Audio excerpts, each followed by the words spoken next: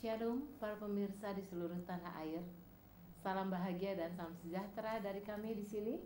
Dan hari ini kita senang sekali kita bisa berjumpa kembali untuk pelajaran pendalaman firman Tuhan. Dan untuk kali ini kita akan ditemani oleh dua narasumber. Di sebelah kanan saya adalah Bapak Adri Kauna sebagai Ketua Jemaat dari Sidang Warakas, dan sebelah kiri saya Pak Alvin Luman Raja sebagai Ketua dari Sidang Keramat Pulau. Shalom. Ya, shalom Pak, semuanya sehat semuanya nih Pak. Luar biasa. Baik. Para pemirsa, kita senang sekali karena hari ini adalah kita mempelajari pelajaran firman Tuhan tentang sekolah sahabat kita yang ke-7, yang berjudul adalah Hidup dalam Kekudusan. Boleh saya bacakan Bapak-bapak tentang ayat hafalannya? Saya akan bacakan di sini ayat hafalannya. Diambil dari 1 Tesalonika 4 ayat 7. Allah memanggil kita bukan untuk melakukan apa yang cemar, melainkan apa yang kudus. Nah, di sini kita melihat bahwa pelajaran kita adalah hidup dalam kekudusan. Mungkin saya akan tanyakan kepada Pak Alvin. Pak Alvin, apa yang dimaksud dengan hidup dalam kekudusan yang dicatat di dalam 1 Tesalonika 4 ayat 1 sampai 12 ini? Baik Ibu Yuni, saya akan coba sedikit menerangkan apa yang dimaksudkan dengan panggilan untuk hidup kudus oleh Rasul Paulus seperti yang tertulis dalam ayat hafalan kita di 1 Tesalonika 4 ayat 7 ya. Kekristenan itu sebenarnya bukanlah merupakan suatu kehidupan seperti yang kita dapati misalnya di restoran, daftar menu ya. Daftar-daftar yang apa yang tersedia dan daftar apa yang dapat kita pesan dan daftar apa yang dapat kita dapatkan di restoran. Jadi kekristenan bukanlah merupakan satu daftar apa yang dapat dilakukan oleh seorang Kristen dan apa yang tidak bisa dilakukan oleh seorang Kristen. Bukan hanya itu saja. Tetapi itu adalah merupakan satu kehidupan yang merupakan hal-hal yang lebih daripada apa yang dapat dilakukan dan apa yang harus tidak dilakukan. Yaitu bagaimana seorang Kristen menghidupkan satu kehidupan yang selalu di dalam pemikirannya adalah melakukan sesuatu yang menyukakan hati Tuhan. Ya. Jadi menyukakan hati Tuhan berarti menuruti dan menghidupkan suatu kehidupan yang sesuai dengan standar dan keinginan Allah. Itulah sebenarnya kehidupan panggilan kepada kehidupan yang kudus. Jadi itu sebabnya bahwa persoalan yang ada di jemaat Tesalonika, Rasul Paulus melihat bahwa dengan mengutus Timotius ke jemaat Tesalonika dari Korinti, sebenarnya di dalam perjalanan Timotius ke jemaat Timotius ke jemaat Tesalonika itu sebenarnya banyak yang menyukakan hati Paulus. Oleh karena mereka walaupun di bawah ancaman penganiayaan, mereka tetap misalnya mempertahankan iman dan juga kesatuan itu dengan sebaik-baiknya. Walaupun misalnya ada goncangan untuk ajaran-ajaran yang lain, tetapi jemaat ini selalu mendengarkan ajaran-ajaran yang telah diberikan oleh Rasul Paulus kepada mereka, yaitu mengenai Mesias.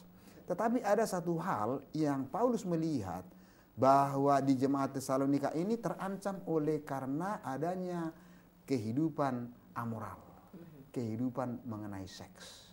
Nah, bisa kita ketahui di sini dalam sejarah bahwa oleh karena Tesalonika ini sebenarnya adalah satu daerah yang masih pada saat itu di bawah pemerintahan kemaharajaan dari Romawi, maka kehidupan penyembahan berhala sangatlah melanda kehidupan juga di jemaat Tesalonika. Itu sebabnya pengaruh yang membuat suasana ini menjadi salah satu yang menggoda juga kepada kehidupan jemaat di Tesalonika. Itu sebabnya surat Paulus menyatakan agar supaya kita dipanggil agar supaya hidup kudus, agar supaya kehidupan yang seperti ini kita harus tinggalkan. Inilah ajakan Paulus agar supaya di jemaat Tesalonika itu bisa menghidupkan satu kehidupan yang meninggalkan kehidupan-kehidupan yang berlaku pada saat itu di masyarakat. Oke, terima kasih, luar biasa. Ya Pak Adri, bagaimana menurut pandangan Pak Adri? Saya dan tadi Pak Alvin sudah katakan demikian rupa keadaan kehidupan jemaat di Tesalonika tadi, sudah moral di sana ya Pak ya. Nah kira-kira menurut pandangan Pak Adri? Pandangan di sini sangat jelas. Kalau kita lihat ada 4 poin yang saya garis bawahi tentang pelajaran kekudusan. Yang paling kita tinggikan adalah Allah itu adalah kudus. Ingat itu, Allah adalah kudus. Sehingga metode ini yang dipakai oleh Rasul Paulus dengan catatan beberapa hal yang saya tekankan sebagai berikut. Yang pertama adalah penyucian adalah bentuk kehidupan Kristen yang tertinggi dan terlengkap yang mungkin bagi kita. 2 hal yang harus kita garis bawahi adalah kehidupan kita yang tertinggi berhubungan dengan kesucian dan kekudusan. Ini yang harus menjadi poin positif bagi kita sebagai umat-umat beragama untuk saat ini yang dapat diaplikasikan. Yang kedua adalah Paulus menyoroti dengan serius penyimpangan seks. Saya tidak bisa menjelaskan lebih jauh lagi karena yang kita belajar di sini adalah Allah mau supaya kita kudus karena berhubungan dengan apa kata Yesus. Saya tertarik untuk membacakan satu ayat di dalam buku Yohanes pasal 17 ayat yang ke-15 sampai ayat 17. Berhubungan dengan kata kekudusan. Aku tidak meminta supaya engkau mengambil mereka dari dunia, tetapi supaya engkau melindungi mereka daripada yang jahat. Mereka bukan dari dunia sama seperti aku bukan dari dunia. Ayat 17. Kuduskanlah mereka dalam kebenaran, firman-Mu adalah apa? Kebenaran. Jadi yang kita pakai di sini adalah apa kata firman, dan firman itu apa yang dikatakan oleh Yesus. Kekudusan itu berhubungan dengan poin yang ketiga. Bagi orang yang menolak petunjuk dan nasihat Paulus, berarti sedang menolak Allah. Ingat, Rasul Paulus sementara membawakan kabar baik tentang apa kata Allah. Jadi bila mana kita menolak Allah, maka kita juga menolak apa yang dikatakan oleh Rasul Paulus. Dan poin yang terakhir sehubungan dengan pertanyaan Ibu Yuni adalah Paulus tidak sekedar memberi nasihat yang baik, tetapi mengamarkan agar setiap orang meninggalkan kejahatan. Ini dulu profil sederhana atau latar belakang dari pelajaran kita hubungan antara Allah, antara Paulus, message yang disampaikan, dan toleransi umat-umat yang ada di Tesalonika, dan dihubungkan dengan umat-umat yang sementara mengatakan Yesus adalah apa? Juru selamat, dan kami mau mengikuti akan hal-hal itu. Itu yang menarik, Bu, di dalam pemahaman pendahuluan. Luar biasa, Pak. Baik, Pak Alvin, kita kembali. Kita lihat di sini tadi dikatakan bahwa hubungan mereka di jemaat itu masih ada yang kekurangan-kekurangannya. Ya. Nah, bagaimana Paulus mengingatkan kepada mereka, baik melalui surat-suratnya atau melalui antara doa Paulus sendiri, Pak ya. Dan dikatakan sana Pak, kata-kata inspirasi kepada jemaat Tesalonika itu yang bagaimana, Pak? Jadi Paulus menginginkan agar supaya kehidupan mereka itu kudus. Ya. Mereka meninggalkan kehidupan-kehidupan yang memang secara apa yang mereka lihat di sekitar mereka yang berlaku saat itu juga memang agar supaya mereka tidak mengikuti praktek yang ada pada saat itu. Rupanya begitu mengerikan kehidupan yang ada di sekitar mereka pada saat itu, dikatakan bahwa hampir-hampir dikatakan bahwa seks itu adalah merupakan hal yang biasa. Dikatakan juga di dalam pelajaran kita bahwa seorang pria bukan hanya saja berhak untuk melakukan segala hubungan seksual dengan istrinya, tetapi juga dengan orang lain. Dan ini juga merupakan satu hal yang umum. Jadi sangat lumrah dikatakan di sini bagi seorang pria itu tidak hanya terbatas hubungannya kepada istri, tetapi juga bagi orang lain. Incest, ini juga hampir-hampir hanya dihiraukan begitu saja. Perhambaan misalnya dipelihara hanya untuk memenuhi kepuasan dan kebutuhan seks. Ini juga merupakan hal yang umum pada saat itu di Tesalonika. Jadi secara keseluruhan perbuatan seks sangat berterima di kalangan umum di Tesalonika. Jadi hal-hal yang mengerikan inilah sebenarnya yang ingin agar supaya jemaat Tesalonika itu keluar. Ya. Jangan mengikuti hal-hal yang bersifat amoral yang berhubungan dengan seksualitas itu karena kita dipanggil untuk kudus. Itulah sebenarnya inti daripada ajakan Paulus. Agar supaya diberikan kepada mereka itu ajaran, himbauan agar supaya sesuai dengan apa yang tertulis dalam 1 Tesalonika 4 ayat 7 itu, karena kita dipanggil untuk hidup kudus. Inilah sebenarnya inti daripada panggilan Paulus itu. Ya, amin. Baik Pak Adri, tadi dikatakan bagaimana yang sudah dikatakan Pak Alvin tadi. Nah kita lihat di sini bagaimana usaha Paulus supaya mengingatkan kepada jemaat di Tesalonika ini untuk caranya mengkuduskan kehidupannya gitu Pak. Karena dia harus menyukakan Tuhan, dia juga harus melakukan apa yang dikehendaki oleh Tuhan. Jadi Paulus berusaha bagaimana usahanya yang dilakukan kepada jemaat di sana. Oke, saya akan menjawab berdasarkan apa kata firman ya. Dan firman itu terdapat di dalam beberapa tulisan Rasul Paulus berupa himbauan untuk hidup kudus. Saya akan bacakan 3 ayat secara berurutan. Yang pertama dalam 1 Tesalonika 3 ayat 13. Dia katakan bahwa kiranya dia menguatkan hatimu supaya tak bercacat dan kudus di hadapan Allah dan Bapa kita sampai kedatangan Yesus kedua kali. Himbauan. Himbauan pertama adalah kita harus sama seperti yang diucapkan oleh Rasul Paulus di dalam 1 Tesalonika 3 ayat 13. Dalam bentuk-bentuk kekuatan. Yang kedua, dia menggunakan metode 1 Tesalonika 4 ayat 3 dan 4. Dikatakan, supaya kamu menjauhi percabulan, supaya kamu masing-masing mengambil seorang perempuan menjadi istrimu sendiri dan hidup di dalam pengudusan dan penghormatan. Ayat yang kedua yang saya bacakan adalah himbauan, bukan pemaksaan. Ingat, teman-teman yang sementara menonton di mana saudara berada, kata-kata courtesy dari Rasul Paulus harus kita angkat jempol. Dia tidak memaksakan tetapi apa? Menghimbau. Hai saudara-saudara, hai sahabat-sahabat. Ayat yang terakhir sebagai himbauan sesuai dengan pertanyaan tadi. Di dalam buku 1 Tesalonika 4 ayat 7. Allah memanggil kita bukan untuk melakukan apa yang cemar, melainkan apa yang kudus. Dengan kata-kata firman Tuhan ini, maka orang-orang yang mendengar khususnya jemaat Tesalonika dibangunkan kerohaniannya untuk melihat kepada kebenaran firman, bukan kepada apa? Kebenaran pribadi. Ya, Pak Alvin, luar biasa perbincangan kita untuk hari ini. Pak Alvin, apakah sekedar mengkuduskan itu adalah harus selain mengkuduskan itu, harus kan ada penyucian juga di sana, Pak? Ya, jadi sebenarnya apabila umat-umat Tuhan mempunyai komitmen untuk menguduskan diri, maka Roh Kudus akan memberi kekuatan kepada anak-anak Tuhan agar supaya hidup mereka itu ada setiap saat proses penyucian atau sanctification. Ya. Untuk itulah kita dipanggil, ya. Jadi sebenarnya godaan itu selalu ada, tetapi umat-umat Tuhan dipanggil agar supaya hidup mereka kudus. Seks adalah sesuatu hal yang indah, ya.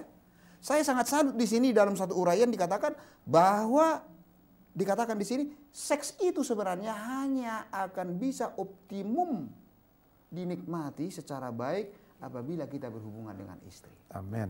Dan apabila seks itu digunakan bukan dengan istri, hanya optimum dapat dinikmati 31%. Ya. Ini adalah hasil daripada riset. Itu sebabnya saya kira tidak perlu kita memikirkan yang lain. Bagaimana kita harus melakukan seks yang indah ini menyimpang dari apa yang dikatakan oleh firman Tuhan. Itu sebabnya dikatakan di sini kita harus menikmati kita punya bezana kita sendiri. Ada satu ayat di dalam Amsal Sulaiman 5 ayat 15 dikatakan, minumlah air dari kulahmu sendiri dan minumlah air dari sumurmu yang membual. Ini adalah salah satu ajakan firman agar supaya umat-umat Tuhan hanya bisa menikmati hal yang indah, karunia yang indah ini kepada istri kita sendiri. Amin. Sebagai pasangan kita. Amin. Baik Pak Adri dan juga Pak Alvin. Kita makin dalam lagi menggali tentang pelajaran kita ini, tapi kita harus rehat sejenak karena ada yang mau lewat satu ini.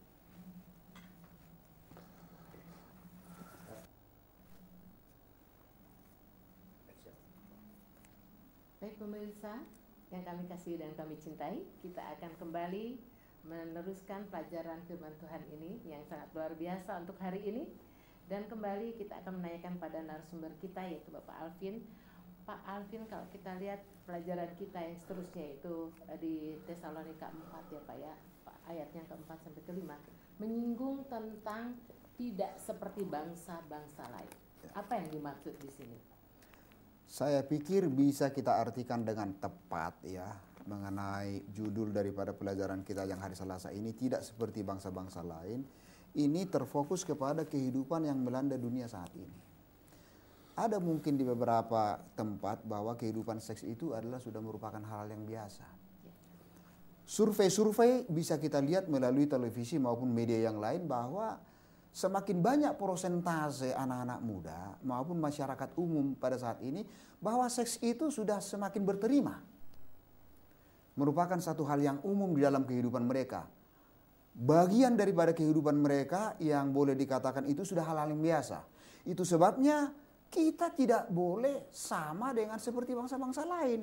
Apa yang dilakukan oleh Cicero di dalam ilustrasi mengenai pelajaran hari Selasa ini, saya kira kita semua sudah tahu bahwa kalau ditanyakan seorang pemuda dan dilarang mengenai seks, maka orang muda itu akan dikatakan di sini menolak apa yang dikatakan di dalam yang dikatakan oleh Cicero itu. Apabila ditanya seorang muda bahwa mengenai seks, akan mereka menolak kalau dikatakan itu dilarang. Nah, itu sebabnya dikatakan di sini dalam pelajaran kita 1 Tesalonika 4 ayat 4 dan 5 itu dikatakan bahwa kita tidak boleh sedemikian rupa, ya, supaya kamu masing-masing mengambil seorang perempuan menjadi istrimu sendiri dan hidup di dalam pengudusan dan penghormatan. Jadi ambillah seorang istri, dan itulah yang menjadi hal yang indah bagi kita untuk menikmati karunia Tuhan itu di dalam kehidupan kita. Jadi walaupun di norma masyarakat itu sudah berterima satu kehidupan seks yang bebas, tetapi norma itu haruslah menjadi satu norma yang tidak berterima di dalam kehidupan kita sebagai orang Kristen. Itulah yang Paulus katakan di sini, terlebih di dalam ayat 6 dikatakan, dan supaya dalam hal-hal ini orang jangan memperlakukan saudaranya dengan tidak baik atau memperdayakannya, karena Tuhan adalah pembalas dari semuanya ini, seperti yang telah kami katakan dan tegaskan dahulu kepadamu. Jadi orang-orang Kristen harus menghormati, ya, harus menghormati agar supaya permasalahan seperti ini bukanlah merupakan satu permasalahan yang boleh kita terima secara umum. Jadi jangan sampai misalnya kalau kita dipertanyakan mengenai kehidupan seks itu, kita tidak boleh beralasan, orang lain sudah sedemikian. Tidak boleh seperti itu. Kita harus selalu menguduskan diri kita, dan kita harus meninggalkan hal-hal yang tidak bermoral itu, terutama kehidupan yang menyangkut seks, agar supaya kehidupan kita semakin hari semakin kudus. Amin. Amin. Baik, saya berpindah kepada Pak Adri. Pak Adri, kalau tadi kita harus berbeda dari bangsa-bangsa yang lain ya Pak ya, di sini dikatakan. Nah sekarang kalau begitu ada sesuatu yang harus kita menurut rancangan Allah untuk pelajaran kita. Menurut Pak Adri bagaimana? Oke, jadi kalau kita lihat pelajaran yang baik saat ini, pertanyaan yang luar biasa, kita lihat apa kata Allah ya, bukan apa kata manusia. Kita lihat ada 3 kata motivasi dari Rasul Paulus yang perlu saya bacakan untuk menjadi bagian saya dan saudara juga sementara kita mencari Yesus melalui kebenaran firman Tuhan. Pertama, Allah adalah pembalas. Ingat, Allah adalah pembalas dari semuanya itu. Bila mana kita melakukan tindakan-tindakan yang tidak sesuai dengan patron yang Allah inginkan, satu kali kelak kita tahu bersama bahwa Allah akan melakukan hal ini. Yang kedua, Allah telah memanggil kita kepada kekudusan. Dia akan mencurahkan Roh Kudus-Nya untuk menolong kita. Saya tertarik untuk membagikan 2 bagian penting, adalah manusia lama dan manusia baru. Bila mana kita sudah mendengar, mengikuti pekabaran pada jam yang indah ini, maka kita bukan lagi manusia yang lama. Kita tinggalkan manusia yang lama dan kita cari manusia yang baru. Apa itu manusia yang baru? Mari kita buka Injil kita di dalam buku Galati 2 ayat yang ke-20. Saya akan bacakan. Namun aku hidup, tetapi bukan lagi aku sendiri yang hidup, melainkan Kristus yang hidup di dalam aku, dan hidupku yang kuhidupi sekarang di dalam daging adalah hidup oleh iman dalam Anak Allah yang telah mengasihi aku dan menyerahkan dirinya untuk aku. Jadi tolak ukur adalah firman. Apa firman itu?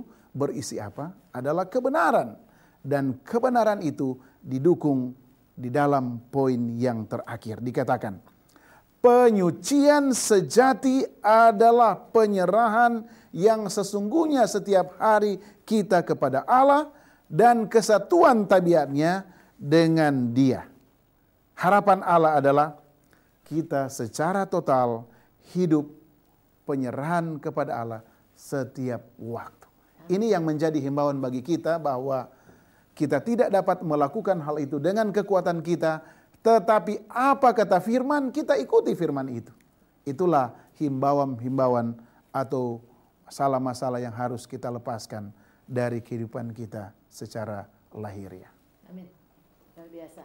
Baik, Pak Alvin, kembali kita akan meneruskan dengan pelajaran kita, yaitu dari Tesalonika 4 ayat 9-12 sini, Pak, yaitu mengenai kata uruslah urusanmu. Kira-kira ada bahasa yang mengatakan uruslah urusanmu. Dalam maksud ini, kira-kira apa Pak maksudnya yang dikatakan? Baik Ibu Yuni, jadi saya kira khusus mengenai pelajaran ini didasarkan pada 1 Tesalonika 4 ayat 11 dan 12 ya. Dan dimulai mungkin dengan ayat 9 sampai 12. Rupa-rupanya di Tesalonika itu ada juga anggota-anggota jemaat yang malas. Ya. Dan suka mengganggu orang lain, atau dalam bahasa kerennya di bahasa Betawi, usil. Nah, jadi untuk hal-hal seperti ini Paulus tidak ketinggalan untuk menasihati mereka agar supaya tidak mengganggu orang lain tetapi hidup dengan tenang.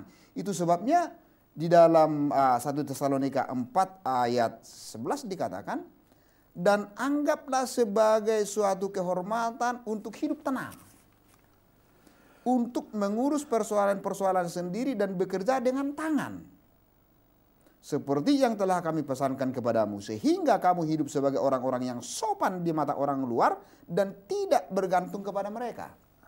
Jadi kehidupan ini memang perlu disetel sedemikian rupa agar supaya kita hidup dengan tenang, tidak disetir oleh orang lain dan tidak bergantung kepada orang lain. Ini adalah salah satu ajakan dari Paulus agar supaya kita menjadi anggota-anggota jemaat, anak-anak Tuhan yang rajin bekerja, yang rajin melakukan sesuatu pekerjaan untuk diri kita sendiri tanpa mengganggu orang lain. Saya kira ini sangat alkitabiah. Bagaimana kalau seseorang hidup dengan orang lain? Berarti dia harus tunduk kepada orang lain, tunduk kepada kehendak orang lain, dan kemungkinan besar dia akan dapat dipengaruhi orang lain. Tidak berarti kita tidak bisa hidup sebagai karyawannya orang lain. Bukan itu yang dimaksud.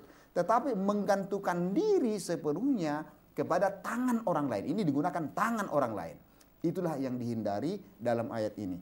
Jadi sangat indah saya kira bagi kita agar supaya setiap anggota jemaat yang diajak di sini, agar supaya kita mengurus urusan kita sendiri, agar supaya hidup kita tenang tanpa mengurusi orang lain. Jadi saya kira ini inti daripada pelajaran ini. Mungkin bisa ditambahkan. Luar biasa. Pak Adri, sebetulnya kita ingin menggali terus ya Pak. Pelajaran kita begitu luar biasa ya Pak. Dan pengudusan dan sebagainya. Jadi Pak Adri mungkin ada tambahan dari yang dibicarakan Pak Alvin tadi. Tidak ada tambahan, tetapi saling melengkapi satu sama yang lain. Saya tertarik membaca satu referensi dari seorang yang namanya William Bradley. Dia katakan beberapa poin positif sebagai berikut. Ia di sini adalah Allah. Ia tidak membiarkan saja kita di medan juang, agar kita menghadapinya dengan kekuatan kita. Yang tidak berarti itu Allah akan berjalan di sisi dan di belakang kita, di mana kita berada.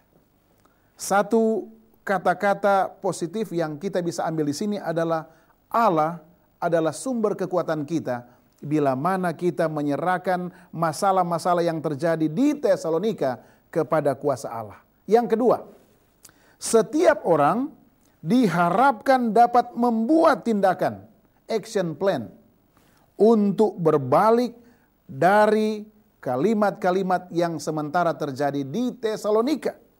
Dan mengizinkan, ingat pada saat kita sekolah kalau guru tidak mengizinkan kita keluar maka kita tidak boleh. Mengizinkan kehendak Allah terlaksana dalam apa? Kehidupan saya dan saudara. Inilah momentum-momentum yang sederhana yang bisa membuka cara berpikir kita yang lama untuk mengisi dengan himbauan-himbauan firman Allah, karena himbauan-himbauan itu adalah apa? Kebenaran. Amin. Luar biasa. Baik, Pak Adri dan Pak Alvin, kita banyak sekali sebetulnya ingin waktu yang kita untuk berbicara mengenai pedalaman firman Tuhan ini untuk hari ini ya Pak ya. Ya. Tapi karena waktu juga yang terbatas, mungkin Pak Alvin bisa merangkumkan pelajaran kita tentang 1 minggu pelajaran kita ini Pak, tentang sekolah sahabat kita. Sebagai rangkuman daripada pelajaran kita minggu ini adalah bahwa dalam pelajaran kita khususnya di 1 Tesalonika pasal 4, tentu Rasul Paulus membahas beberapa masalah yang paling sulit yang dihadapi oleh gereja, yaitu khususnya di gereja-gereja perkotaan yang sudah sangat banyak godaan-godaan dari sekitar, terutama yang mempengaruhi peri kehidupan daripada anggota-anggota jemaat kita. Oh, tentu saja seksualitas adalah masalah yang sangat pribadi. Namun ada banyak bahaya yang dihadapi gereja jika asusila ini tidak ditentang oleh semua anggota jemaat yang telah dipanggil Tuhan. Jadi hal yang sama pentingnya juga di dalam gereja adalah bagaimana kita dilihat oleh dunia di tempat kerja kita, di sekitar lingkungan kita. Untuk inilah petunjuk Paulus ini sangat bermanfaat dan sangat berharga bagi kita. Oleh karena pada zaman sekarang ini, di mana kita tinggal, apa yang diutarakan dan apa yang menjadi perhatian Paulus kepada jemaat Tesalonika ada juga berlaku sekarang ini yang menjadi perhatian kepada umat-umat Tuhan agar hidup secara suci dan kudus. Itulah yang merupakan kesimpulan pelajaran kita. Luar biasa. Ya para pemirsa di mana saja saat ini berada, yang kami kasihi tentunya yang kami cintai, waktu kami sangat terbatas. Sebetulnya kami ingin mengajak kita memperdalami pelajaran ini dengan lebih waktu lagi, tetapi sesuai dengan waktu yang ada.